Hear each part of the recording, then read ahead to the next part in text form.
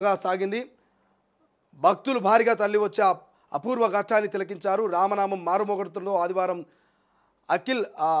అభిజిత్ లగ్నంలో రామనామం మారుమోగుతుండగా ఆదివారం అభిజిత్ లగ్నంలో వివాహం జరిగింది. సీఎం రేవంత్ రెడ్డి దంపతులు హాజరై ప్రభుత్వం తరపున పట్టు వస్త్రాలు, ముత్యాల తలంబ్రాలు సమర్పించారు. తెల్లవారుజామున 2 గంటల నుంచే శ్రీరామనవమి ఉత్సవాలు ఆదివారం తెల్లవారుజాము నుంచే భద్రాద్రిలో మొదలైనాయి. తెల్లవారుజామున 2 గంటలకు పురోహితులు ఆలయాన్ని తెరిచి స్వామివారికి సుప్రభాత సేవ నిర్వహించారు. అనంతరం తిరువారధన ఆరంగింపు, మంగళ స్నానం, అభిషేకం చేపట్టారు. కార్యక్రమానికి CS Shanthakumari, principal secretary Shailaja Ramaiyer, commissioner Sridhar, జిల్లా కలెక్టర్ జితేష్ వి పాటిల్ తదితరులు హాజరయ్యారు. అనంతరం కళ్యాణ మూర్తులను పల్లకిలో ఉంచి మంగళ వాయిద్యాల నడుమ మిథిల్ స్టేడియం ప్రాంగణానికి ఊరేగింపుగా తీసుకొచ్చారు. భక్తుల జయ జయ ధ్వనాలు మధ్య రజత సింహాసనంపై రామయ్యను, సీతమ్మను కూర్చోబెట్టారు.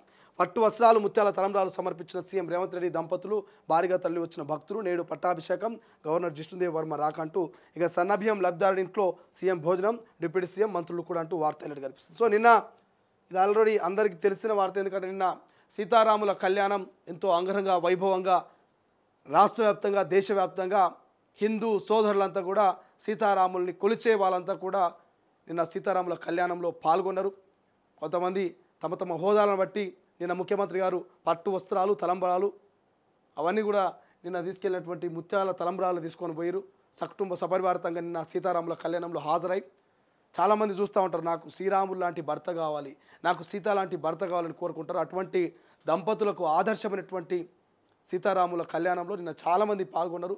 శ్రీరాముడి శోభయాత్రలో సాయంత్రం డీజేల నడుమ యువత అంతా కూడా డ్యాన్స్లతో నిన్న సీతారాములకు సంబంధించి కళ్యాణం అయిపోయిన తర్వాత సాయంత్రం శోభయాత్రలో పాల్గొని వాళ్ళ భక్తిని చాటుకున్నారు. సో ఇది ఇలా ఉంటే నిన్న సన్నబియ్యానికి సంబంధించి రేషన్ షాపులో ఇస్తున్నటువంటి సన్నబియ్యాన్ని నిన్న ముఖ్యమంత్రి, మంత్రులంతా కూడా ఒక సామాన్య కుటుంబంలోకి పోయి అక్కడ సన్నబియ్యాన్ని వంట చేయించుకొని ఆ సన్నబియ్యాన్ని కుటుంబ సభ్యులతో వాళ్ళు కలిసి భోజనం చేశారు.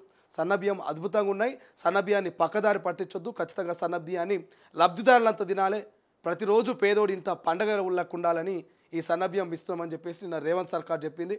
సో సన్నబియ్యానికి సంబంధించి మనం ఇక్కడ చూస్తూ ఉన్నాం. సామాన్యుల లెక్క కింద కూర్చొని నేల మీద ప్లేట్ పెట్టుకొని గ్లాస్లో మంచినీళ్ళు పెట్టుకొని నిన్న భద్రాద్రి కొత్తగూడెం సారపాకలోని సన్నబియ్యం లబ్ధిదారుల బూరం శ్రీనివాస్ ఇంట్లో భోజనం చేస్తున్న ముఖ్యమంత్రి రేవంత్ రెడ్డి తదితరుల మంత్రులు, ఎమ్మెల్యేలు అంటూ ఇక్కడ మనకు వార్త హైలైట్గా అనిపిస్తుంది. సో ఇది నిన్న మనం చూసినటువంటి సన్నబియ్యానికి సంబంధించి చాలామంది కూడా సన్నబియ్యం తీసుకురట. సన్నబియ్యం తీసుకున్న చెప్తా ఉన్నారు. మా దగ్గర కూడా కొంతమంది ఆఫీస్లో పనిచేసే వాళ్ళు చెప్తా ఉన్నారు, సన్నబియ్యం అయితే ఇప్పుడు క్వాలిటీగా ఉన్నాయి, తింటే రుచిగా ఉన్నాయి. గతంలో దొడ్డు బియ్యం కంటే ఇవి చాలా బెటర్. గతంలో ఇచ్చే దొడ్డు బియ్యం తినలేకపోయినా కానీ ఇప్పుడు సన్నబియ్యం మాత్రం ఇప్పుడైతే చాలా అద్భుతంగా ఉన్నాయి. బట్ భవిష్యత్తులో ఇదే క్వాలిటీతో ఇస్తారా లేదో తెలియదు, ఈ రకంగా మరి టైంకి ఇస్తారా లేదో తెలియదు. కానీ ఇప్పుడైతే కాంగ్రెస్ ప్రభుత్వం ఇస్తున్నటువంటి సన్నబియ్యం అద్భుతం, అమోఘం అని చెప్తా ఉన్నారు. చాలామంది నిరుపేద కుటుంబాలు వాళ్ళు తిని వాళ్ళు రివ్యూ చెప్తా ఉన్నారు.